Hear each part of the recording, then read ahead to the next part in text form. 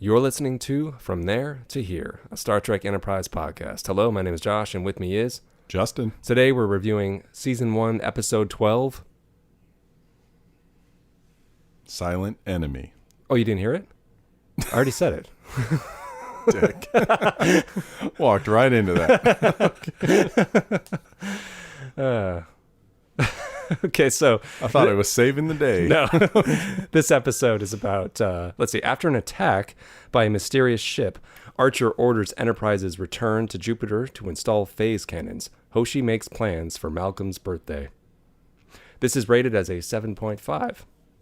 What do you have, Justin? Okay, this was original air date of January 16, 2002, directed by Winrick Colby, and that's going to be our little piece of trivia. Winrick Colby, this was his first time directing an episode of Enterprise. However, he had previously directed over different series a total of 48 Star his Trek name episodes. is very familiar. Oh, he has yeah. a very distinctive name. He goes back to like Battlestar Galactica days. I've seen his name in those credits. This guy is a full-time television the original director. Battlestar Galactica. Yeah, the original. Yeah. I mean, this guy is like the guy, you know. He's the go-to for TV directors, it would seem like. Like, what's the a journeyman? You know, he's out there, he's in it. Mm-hmm. You know, everyone knows who he is in the business. Okay, that sort of thing. Anyway, that's it. Okay, well, this episode opens up with kind of par for the course. Opens up on the bridge, but we get that kind of reoccurring beat where every time a ship drops in and Archer has to introduce himself, he always has to add the addendum. Oh, from Earth, by the way. Right. We're from Earth. Where are you from? We're explorers from the planet Earth. I really like this episode. I won't give you my rating yet, but I really like this episode a lot. It's one of my favorites from season 1. I've watched this one a lot, like on repeat. Right. I like the enemy, even though they don't give us anything about this enemy. I like the fact that they're just very mysterious, very alien looking, not human at all. It's a kind of a so-so looking CG effect. The CG's terrible. Right. But anyway, the Enterprise is basically being stalked. Yeah. And I like that uneasiness that they don't know who these people are, what it is they want, when they're going to come back. They never talk to them, not once. Not once. They try, but it hangs. No, I mean the aliens never talk to them. Oh, no, that's right. Well, even when they catch them. They kind of do with Archer's voice. Well, yeah, but even when they catch them with their pants down in the hallway, they don't even speak. That's right. They just stare at them and walk away. Mm-hmm. Which made me wish that these aliens were portrayed like Mist or something very alien, not two humanoid. Arms and 2 legs, just something different. Yeah. Okay. Something really different. Well, when the episode opens, this ship initially shows no interest. Well, it shows up right in front of them, and they hail it. Yeah. The channel's open. They know they're listening, but the ship just flies off, and Enterprise assumes that, well, they must not be very interested in this. I guess that's it. That's first contact. It's over. First and last contact. There you go. And Travis theorizes, well, maybe we just weren't interesting enough for them, and that was it. That's the A plot. Right. What's the B plot? Well, the B plot... Is there actually... There's a kind of a C plot, too. Well, you're right. Okay, so to me... The B plot is... The B plot... Well, I guess that really is the A plot. The stuff with the cannons... Or is that the B plot? I was going to say that's the C plot. The cannons? Yeah. Heck no. The cannons are the B plot. The C plot is the pineapples. You think that's the C plot? Heck yeah, absolutely. Really? I mean, 2/3 of the plot are connected to this mystery ship and the need for protection. Well, I agree that the cannons are tied to the main plot. So to me, then that's I don't even know if there's a C plot. I think there's the whole A plot. And then the B plot, which is the pineapples. You consider the cannons an extension of the A plot. Exactly, absolutely. I kind of thought it was on its own thing, but okay. They're not doing target practice. This is to defend themselves. Okay, fair against enough. This specific threat. Okay, so if it's a part of the A plot, then the pineapple is the B plot. Yes. So what about the pineapple? What is it? The pineapple subplot is that Archer knows that it is about to be Malcolm Reed's birthday, and He wants to make him a cake. And fair enough. They don't know anything about Malcolm. Well, that's what they're finding out. Neither do we. Yeah, that's what they're finding out very quickly, is that no one really knows much about him. Yeah. So the B plot is all about Archer and Hoshi, largely, all trying to figure out. Well, it's mostly Archer asks He puts Hoshi her on the mission to do it. to go do it. But she asks various people, like the doctor, hey, do you know about him? Nope, not really. Well, but, no, the doctor gave her the no, clue. he does. But I mean, but she asked him first, just as a person, do you know much about him? And he's like, well, no, he eats eggs. I know that. He doesn't, no one knows anything about him. And all Archer wants to do is make the man a birthday cake or some sort of food, not a cake. Right. But a food. It turns out to be a cake. Yeah, it turns out to be a cake. But he just wants to blow make the him his surprise. favorite meal. Yes. So all he's trying to figure out is what is the guy's favorite food. Yeah. And he's a very private person, so it's turning out to be really hard. We get a good scene where Archer gets on the comm with Malcolm's parents, who don't know any more than anyone else. Who seem to know absolutely nothing about their son because apparently he never calls home. His dad he eats whatever's put in front of him. He doesn't care. His dad seems like the most stiff British guy you could possibly imagine. Doesn't seem very proud of his son. He's got a chip on his shoulder Yes. because the whole Reed family has gone into the Navy, whereas Malcolm broke out and went into Starfleet. Yes, right. I guess the ocean wasn't big enough for him. Yeah, so there was a few daggers thrown in that conversation. Yes, he was not happy. Yeah, No. yeah. That was good. I like that. It was. Hoshi, she also talks to one of Malcolm's His sister, I think. sister, but then one of his friends. Right. And there's that funny the beat guy. where he's like, "Oh yeah, we went to this restaurant. I think it was like I had the sea bass, and he had he just had the hots for that waitress, And it was a Cajun restaurant. Never mind. He hates fish. Forget it." She's like, "Okay, thanks." Yeah, that was a nothing burger right there. It was a funny bit. It was. Yeah. But I think the plot really kicks into high gear with the phase cannons. Yes. I really like that with the phase cannons because you forget, you're like, they've just been using torpedoes That this are whole almost time, always ineffective. and they're always ineffective, and they look so. big and meaty. Oh, what, the torpedoes? Yeah, like you think they're going to do something. Well, but when they're out into space, they look so puny. Well, I guess so, because It they looks don't like a go little- with like a big light Like trail. a little firecracker, and I was like, "That's you're nothing." right. Okay. Yeah. They're just regular. They're not photon torpedoes. Right, that's true. I think they get photon later. They on. get photonic photonic torpedoes. Okay. Yes. But the thing with the phase cannons kicks off because this alien ship comes back, and this time shoots at the Enterprise. Yeah, at that point, And they fire back, but it does nothing. It does nothing. Their shield, it doesn't even penetrate this alien ship. does shields. nothing. And they know that, or Archer, of course, very rightly points out, they're coming back. This isn't over. Yeah, we need to be prepared. Yeah. And that's when we get told that apparently they have a phase cannon that isn't installed. They have this on board already. Right. Because apparently they left space dock too early, which was understood in the pilot. Right. So the ship wasn't ready, but they also want to make two others from scratch. Well, right. Malcolm explains to the engineering crew ultimately or to Archer, I can't remember which, that Enterprise was designed for 3 phaser emitters, ultimately. Yeah, like they have Phase 3 cannons. ports for it. 3 ports. And they have what they need to build one, like the actual parts, but they want to build the other 2 from scratch. Archer wants to flip around and go back to Jupiter Earth Station, yeah. to have them put in right. Because he starts expressing, I think you and I have talked about this in another episode, that over the course of the series, he gets more militant because he realizes there's more threat than good things out there. Mm-hmm. And this is, I think, the very first time that he really expresses that angrily. And he points out that, or at least he's expressing the thought that they went too early. They're not ready for the threats they're facing, and they need to go and restock before they go back out. Mm-hmm. But both Malcolm and Trip tell him, no, we can do this here. We can do it. Like, we have the guys. And he's like, I know you do, but let's go back and get it right. He's just saying, let's start this mission right. Mm-hmm. And these guys are taking it as a personal thing. Like, no, we can do this. Let's not run home. And if you are going to take us back there, we're going to build this shit anyway. And all they're going to have to do is shine the ship up, Yeah. So, and of course, they want to do this because they are being threatened. So that bare minimum, they want to get one running. It's fear and pride. Yeah, it's a little bit of both. Yeah. And to piggyback off of what you were saying, to me that was, I mean, I enjoyed the whole episode like you did. I think it's a great episode, start to finish. But the parts I really enjoyed the most were them either talking about how they're going to handle the whole phase cannon situation, and the like you said, the pride in it, the threat that's involved in it.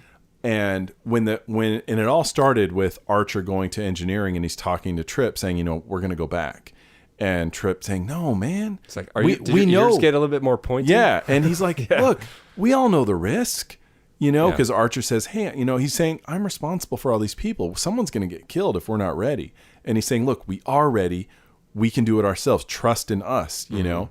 And that gets the ball rolling to, okay, we're going to commit to at least building one of these for right now, and we'll see what happens. Well, that actually triggers in Trip's mind, because he was being too safe with Malcolm. Because Malcolm wanted to hook up the phase cannons to the impulse engines. And use the power. And Trip said, that's way too dangerous. It could overload and blow up the ship or something. Blow a hole inside of the ship. And he thought it wasn't worth the risk.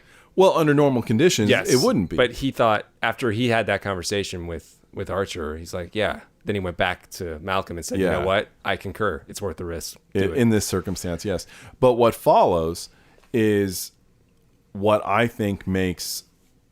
let me rephrase that.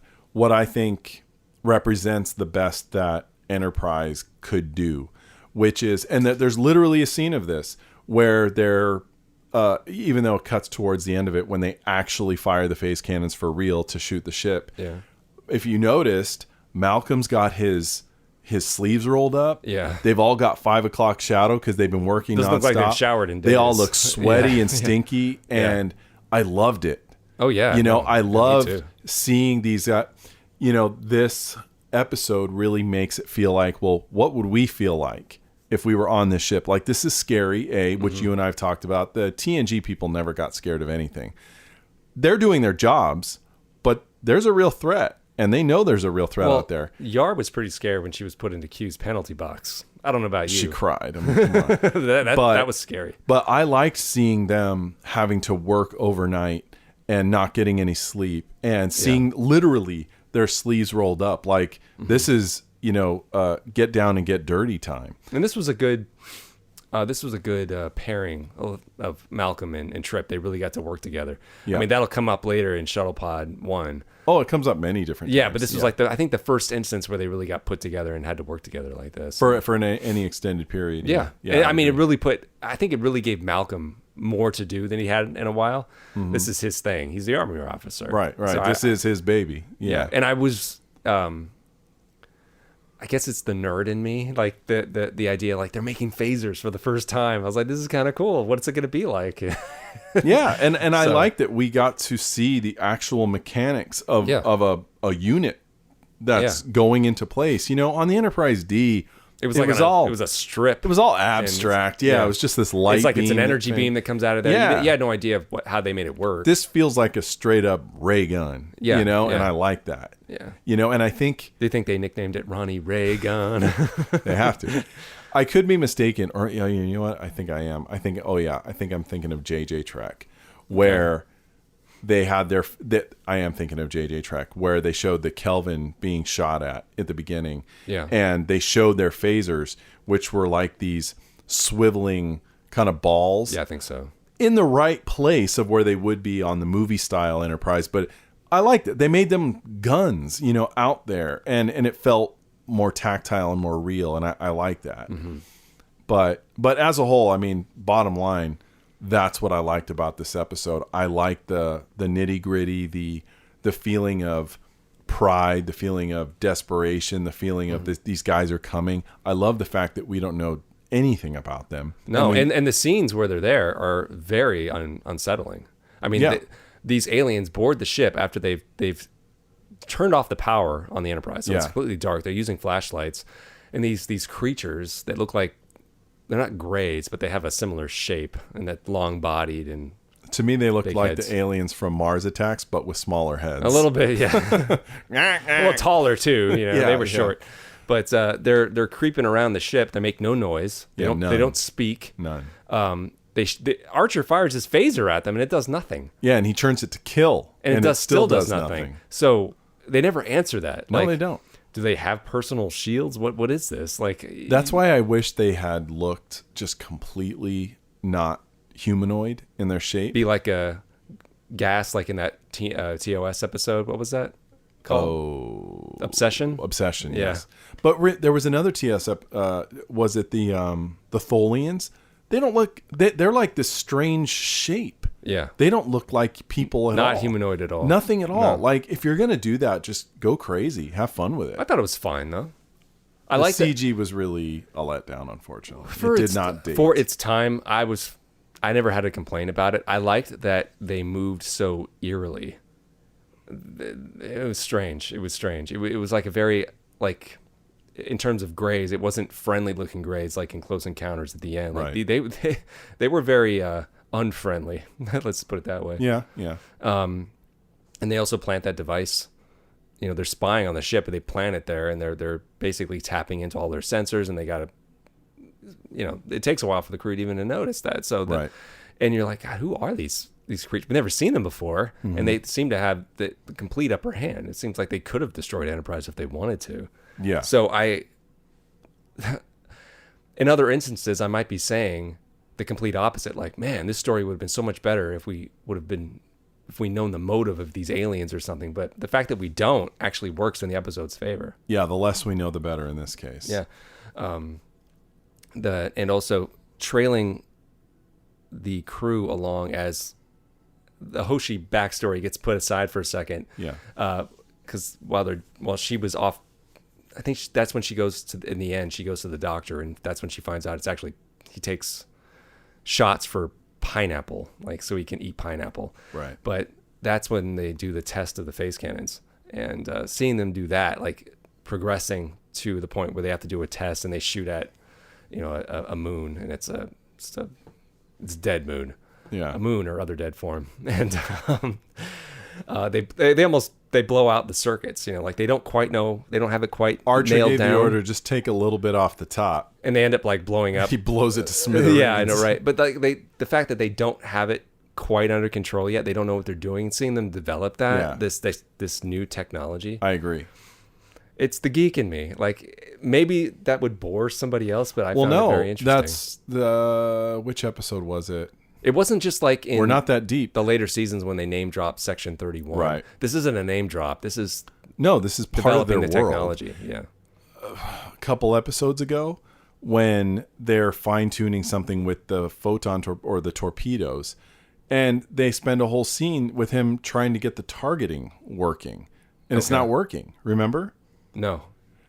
Malcolm he's trying to test something, and he's firing a torpedo. It's that episode where they shoot at a ship for whatever reason, and they miss because the targeting sensors are off, and eventually he gets it right.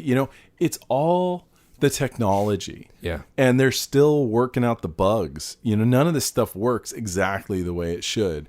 And even if it does, it doesn't work as well as other people's does, which is interesting. Which brings us around to another, it's minor, but it does pop up to where, of course, when they realize they're in trouble, someone points out that, well, we could call the Vulcans. Right. And Archer's immediate response is, no. Well, he does, though. He does. That's right. Yeah. His first thought was no, but then he takes a second, pauses, and realizes, okay, yes, we need to. Yeah, we need to. So he bites the bullet, and he gives the order. But, of course, their subspace relay was blown up by these bad guys, they find Amplifier. out. So, yeah, the amplifier. So they can't reach the Vulcans. But I enjoyed that is a thread that has been continuing where Archer does not call them, but here he finally took a step back, put his ego in check, and was willing to make that call. Yeah, we got a little bit of that in Breaking the Ice when he had to do that with the tractor beam. Yeah. So he's learning to put his ego aside. Yeah, and it's hard, and I enjoy that that's something he fights with. But this is a thread that's been running out through the whole series so far, which is they leapt before they looked. Right? Yes, they didn't have a choice. Right, but they thought, they were ready. but they weren't quite ready. Not. You know? They didn't realize how unready they were. They didn't realize it. No. Yeah. No. I mean that'll because it comes up again and again, but they're encountering things they just were not expecting. Because the Vulcans didn't prepare them for this. They didn't want them to go. I think the Vulcans, did they ever explicitly say like it's much more hostile out there than you realize? Yeah, but it's obvious that there's things they could have told them any of these things before they left, and they didn't. And they did that on purpose. You know, why did they do that on purpose? Because they don't want them out there. So they just you mean when I say they did that on purpose, do you mean they deliberately didn't tell them specifically what they would be encountering? Yeah. It's too dangerous. Yeah, like they're saving everything, you know, and you know that leads to all that hostility and animosity that Archer and other people have for the Vulcans. That still comes around. I mean, many seasons later, you know, it's still there, which is great. But yes. Well, I mean, that pretty much wraps up the episode. When they get to when the ship finally returns, they use the phase cannons and they're able to disable the ship. Yeah, they decide to ultimately that thing that caused the overload, which they knew was a risk in the first place. They fire it as it should be, and it didn't take the paint off of that other ship. Yeah. So Archer says, "Hey, can you do the overload again?"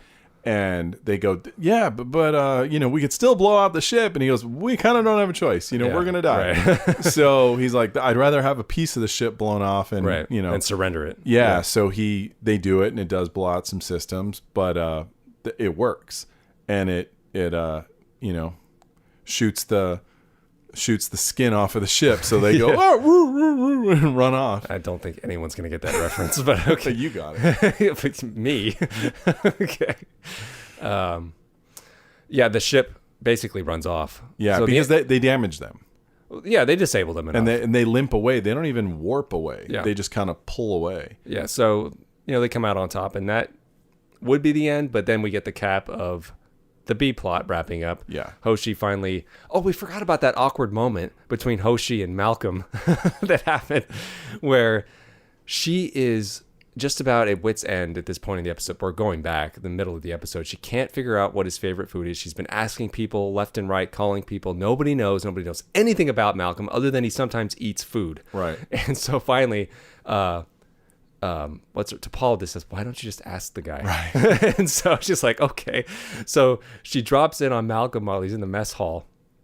Malcolm's having lunch, and this is when he's like deep in trying to figure out the phase cannons. Working. He's like focused. Eating. He's laser focused, and she's dropping in, having a salad. So, what do you think about the food today, chef's pretty good? He's like, She goes, "You know, I like to make my own food. I have a hot plate in my quarters." What? And she's like, "What would you like to eat? You should come in sometime. I'll cook for you." He's like, I'm very flattered." Really? He takes it as a come on. I don't think it would be appropriate. And then she's like, "Whoa, I didn't mean that. Whoa." And then they're both embarrassed. Yeah. It was cute.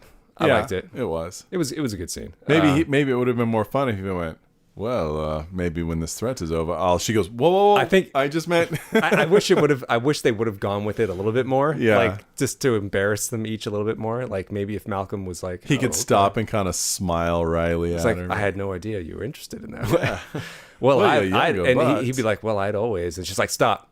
Don't say anything else." I'm going to go. I have to go. You're right. We work together. This is a bad idea. Forget this ever happened. Oh, yes, understood, Ensign. Okay. So, that would have been fun. By the end of the episode, she'd figured out it was pineapple, and they surprised him. And I guess they're in the engine room. Oh, yeah. I'm glad you brought this up. Yeah. And they're having a beer. Oh, yeah, they're having beer. Archer, Trip, and Malcolm. In those big beer steins. Yeah. Or something. Big beer glasses. Yeah. And he said, don't get used to drinking on duty. But he's like, look, you guys earned it. And it's the captain treating his boys to a beer. See, in this version of Star Trek, they wear jeans, hats, and they drink beer. And I love that. That was part of that rolling the sleeves up business that I really liked. It was just, and that's Archer as a captain. Mm-hmm. He's a little more like Kirk. They don't always show Kirk, but you know what episode I'm talking about, where he takes care of his boys. He helps Scotty get that lady. Yeah, of course he ends up on Captain's trial for it. But I like that his way of saying thank you was, let's have a beer. Yeah. Good job, guys. And I love that. Picard would never do that. You know, if he showed up in 10 Riker forward would. and sings, "Come cheer up, my lads," they go, "That is not my captain." Riker would probably help out his Riker would. Yes. Riker would totally. He tried to get Wesley some. He's like, hope you're going to find out, Data. Beautiful woman in the galaxy. Riker tried to get Data laid. Data laid. He tried to get Wesley laid. Riker. He was looking out for Geordi too. Yeah. Riker's the man. And Riker would take his guys out for a beer. Yes. Totally. Yes. Worf would like drink them under the table, whatever. Yes. Let's sing songs, all that. But I really enjoyed the fact that it was literally beer. Yeah. And it was not Romulan ale, no, it was some just alien beer. drink. It was fucking Earth beer. Yeah. Awesome. That's how it should be. And I dug that. Yeah, so did I. And it was then, a nice touch. And he serves them straight up cake that says "Happy Birthday, Malcolm." Well, it's the last line. Pineapple, my favorite. How did you know? How did you know? Yeah. Everyone freeze frame. Dun, dun, dun, dun, dun. I wish they would have done that, had a freeze frame. And they all start smiling at each other. And it would be like growing pains. Why are you all frozen? It's the freeze frame. As the credits roll. Another reference nobody's going to get. I know. That's it. I like it. I mean, I really like it. I think I've already said that. It was a great episode. I'd like to give it an A. Yeah. Didn't we give our last episode an A? I think we did. So this is another. It was Cold Front. Cold Front, yes. Yeah. Same thing. I would say this is an A. I honestly couldn't say what would make it an A plus, but it was really good. I mean, I know there's A pluses in the series somewhere. Yeah, but I'm sure there are. This is an A. I like I said, I rewatched this one a lot. I really like it. Yeah. It's got a lot of good geek moments and a lot of just mysterious moments of tension and some funny moments too. And it just occurred to me that T'Pol is really not in this episode much. I mean, she's there. She's in the background. She's not. But she doesn't have much to do. This is pretty much the humans doing their thing. Pretty much. Normally it's her saying, call the Vulcans, do whatever. One line of that and it's over. And it's just, it's the guys in the trenches doing their work. And Hoshi. Well, yeah, and Hoshi. Yeah. But I kind of enjoyed that. I love T'Pol. Oh, yeah. But I was glad to see... she's had plenty of moments before this. I was glad to see her character take a break and just let the crew of the Enterprise do their thing. Mm-hmm. I enjoyed that. I really did. Yeah. Anything else you wanted to say about this? I can't really think of anything. I mean, the only sticking point I had was the bad CGI for the aliens, but... Yeah, but we're going to get plenty of that later on. I know. So it's something we just have to forgive. No, that's true. But yeah, I give it the same grade. I give it an A. Mm-hmm. And I think it was great. And like I said at the top, I think this episode represents the best of what Enterprise had to offer or its potential. It didn't always stay there. No. But I think, especially later on, it tried too hard to get past its roots and just be regular old Star Trek. And they kind of forgot the, cowboys in space, essentially. Yes. And this episode, to me, really represents what the whole series should have always stayed at. They're not necessarily always the slow ones to the race, but what made... This episode represents what made Enterprise and different from the rest. You're right. I never thought of it that way, but I think you're right. It has all of those elements. Yeah. Yeah. And tons of character beats in it. Lots of stuff. A lot of interactions.